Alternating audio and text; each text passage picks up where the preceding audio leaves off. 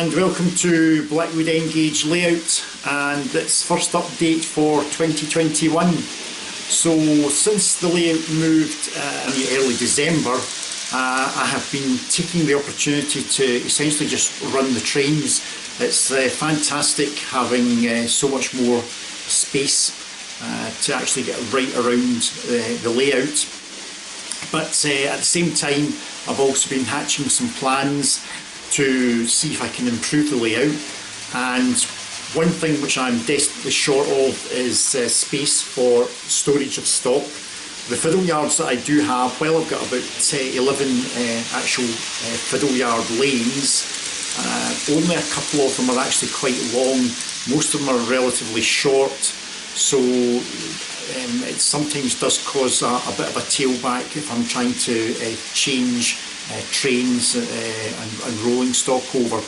So I want to take advantage of the fact that I've now moved all the boxes and paraphernalia that used to sit underneath the back baseboard and the left hand side baseboard. And what I'm thinking of doing is putting a helix in. So the helix will go in at the back right hand corner of this railway room, and it should give me access down to the back of the back baseboard and allow me to obviously then construct some new, much longer fiddle yard lines. Now, rather than just being a dead end, I'm being a little bit ambitious in that I'm hoping to have two lines that will actually carry on out the fiddle yard. They'll run that along underneath the left hand side baseboard to another helix, which will be just behind me, and then the trains would then come back up, and where my left shoulder is, there would be a slight extension to the baseboard that I have there, and that would allow the trains to come back up. And behind the camera there are two sidings which don't really get much use, so these two sidings would effectively become mainline running tracks. That would in essence give me 5 complete separate running tracks. So technically I suppose I could have 5 trains running simultaneously in the layout. Highly unlikely that that's ever going to happen, but it would be a possibility. In terms of have I done anything to the actual layout, well, no, because I've actually spent most of the weekends redecorating the room that this layout came out of. Obviously it was in a bedroom, and the bedroom I had for 12 years, so I feel duty bound I really do actually have to redecorate it, and we have to repurpose the room back into living space. So that has taken up quite a bit of my time. The only thing that I have been building is the Hobby Zone storage kits from Hatton's. I have obviously constructed a workbench which is behind the camera. I've never had a workbench before. My workbench always was the shelf in the bedroom window, and I've now got a 5-foot long workbench, and I've installed quite a number of the Hobby Zone kits. Highly recommended to get them from Hatton's. Now the only problem is at the moment I think most of the kits are sold out. You can get them on eBay, but I would caution that you will pay double the price. I'm looking for 2 corner kits at the moment.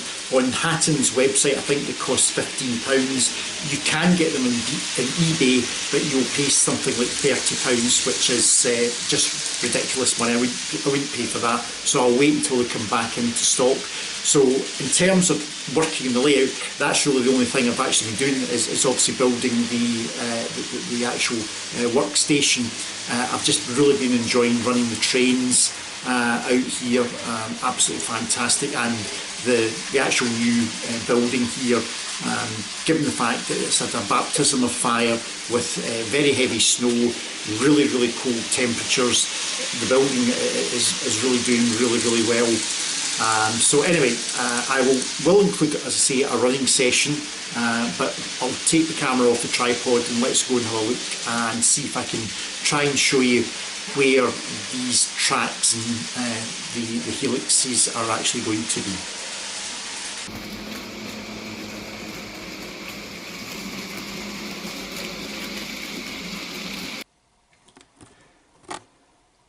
So I've stopped the Class 47 just for the time being, and that is sitting on what are essentially the outside passing loops.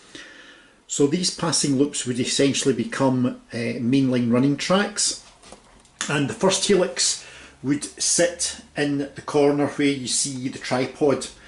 So the two tracks where the train is currently sitting at the moment, they would veer off to the right. They would go down the helix, and then they would obviously allow access to this back baseboard. So the new fiddle yard would be almost, well, it would be underneath the existing fiddle yard, and then there would be two tracks come out the other end of the fiddle yard and come along the faraway baseboard. And if I then come back round here, roughly where that heater is sitting, there will be another helix to bring the trains back up to baseboard level.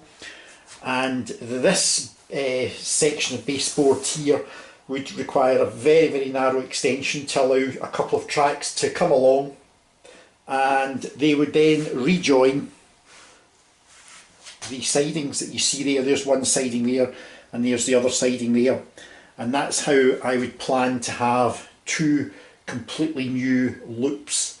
So that is the object. In terms of when I would want to build this, it's got to be late spring, early summer.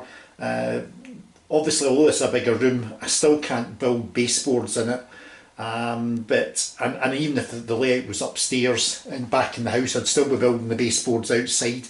So it's a lot handier having the railway room right here. My shed with all my tools is right next door, so I can obviously get the wood and build the baseboards, and obviously purchase the first helix, which will be the one for over in the far corner there, and at least make sure that the trains can actually go down the helix. I'm looking at probably no more than a 2% drop on each turn, and I'm looking to try and take the trains down by about 15 inches to gain access down below. So that could be 8 or 9 turns that the trains will actually have to negotiate to get down. But that is the sort of big plan for this year. So without further ado, I think what we'll do is we'll just cut over to a running session rather than me prattling on. So I will catch you all in the next update. Thanks for watching. Bye.